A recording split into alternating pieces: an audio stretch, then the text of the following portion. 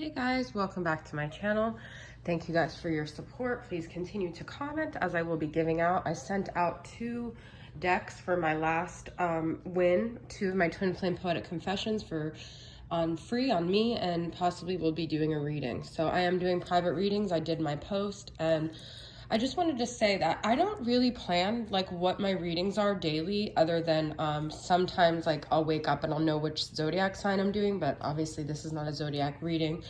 A lot of my readings are just really intuitively led. Like I'm not like in this flow of like today's divine feminine, divine masculine.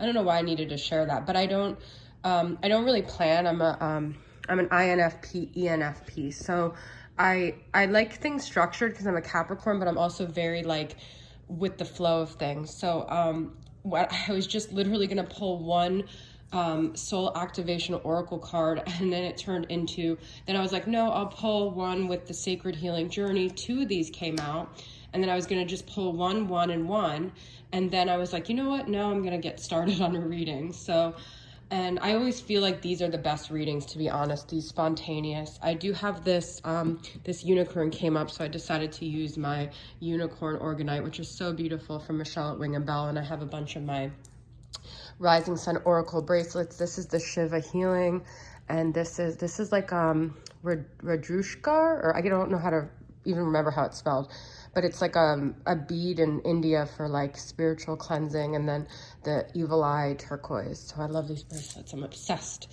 Okay, so anyways, last night I did the reading and the root chakra came up. I wasn't even gonna do a reading today because my eyes have been killing me, but alas. So here's a reading. I guess it's for the divine feminine, but it wasn't just like, it was just going to be an overall energy for whoever's watching, and then I guess maybe it could be for the divine feminine.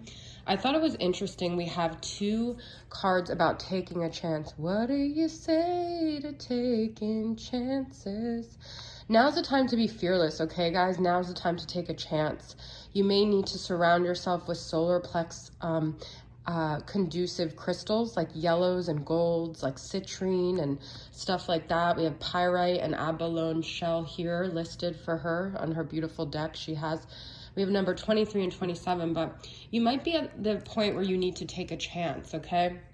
Maybe you've been, this is my Moody Moon messages, maybe you've been fantasizing about something for a while, you've been stuck in the 5D. It's time to make your dreams a reality right now. One of the first cards I actually got in this was Modify. These were the first 4 I got, and I felt like this alone was a solid message. So a lot of you are recovering from heartbreak, but I feel like the sunshine after the rain is this new chapter that you just have to take a chance in some way, like make some sort of shift. And also a lot of it is your mindset. So we have Modify. It's time to really modify your mindset when it comes to your life and this like cage that you've maybe put yourself in with this twin flame dynamic or whatever situation it is. I got a lot of PMS type stuff here. We have Indulgent, I want too much of everything, Hormonal, Moody, and Leave Me Alone. I feel like a lot of our cycles are synced up in the collective, to be honest, because a lot of people were commenting they were at that time of the month as well. But remember, a lot of your best ideas come when you're at that time of the month. So indulging is fine because indulging actually helps you ground yourself if you need to get rooted, which the root chakra was a big theme in my reading last night, and it still came up this morning. So a big thing that feminines I feel like always need to be aware of is to like remain mysterious and not have your boundaries. So it's interesting. This is like the orange and the cat, and then this is the orange, but it's like covered. So even if you're bloated, or even if you feel like you're wearing everything like externally, it's good to have some things hidden, some ideas, some things that you're maybe wanting to do, because you don't always want everyone's energy on what you're doing, all right?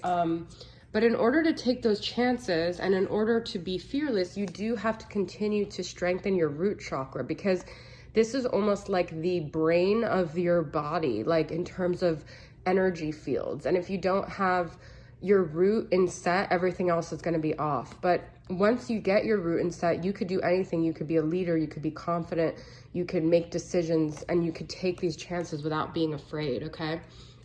But there is something that needs to be modified. There is something that needs to be changed, and there is something that needs to be looked at here. And it just could be literally changing your mindset. Like, this is positive thinking, sunshine after the rain, knowing whatever phase you're in, you're not going to be in forever. And, you know,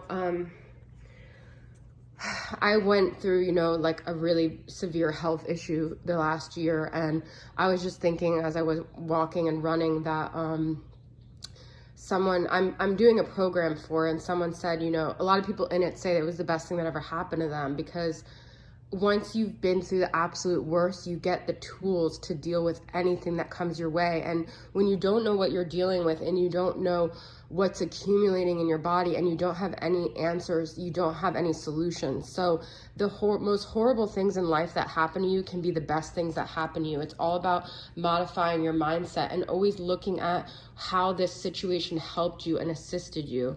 Now, I know I did this post today about like, let go of your masculine, and you guys know I'm on this journey with you, and I have my days, I have my moments, I have my cycles, but I've really been working on my root chakra, and I've really been, you know, thinking about a lot of things in terms of not letting everyone into your energy, because, you know, a lot of times things happen with your masculine, you say things to your masculine, or the energy shifts because of other people's energy in your dynamic. So you have to keep some of your stuff private. And but the other thing is that I was thinking, you know, someone said, I know, but like, you don't understand, like this connection, nothing compares. I know that, I get it, believe me.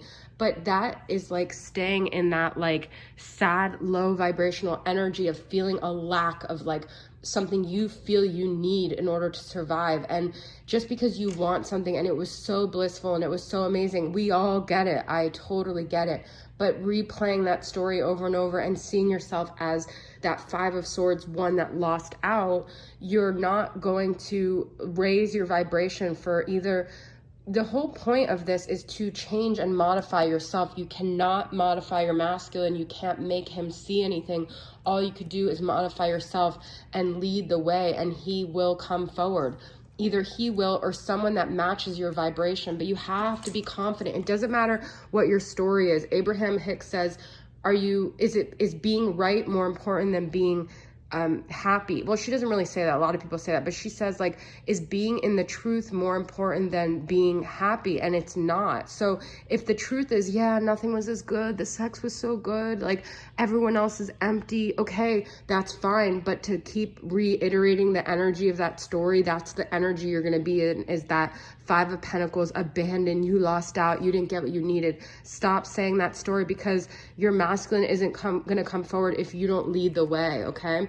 And I do have one message. I didn't want to get too into what he wants to say, but sometimes when I'm with her, I find myself wishing I was with you.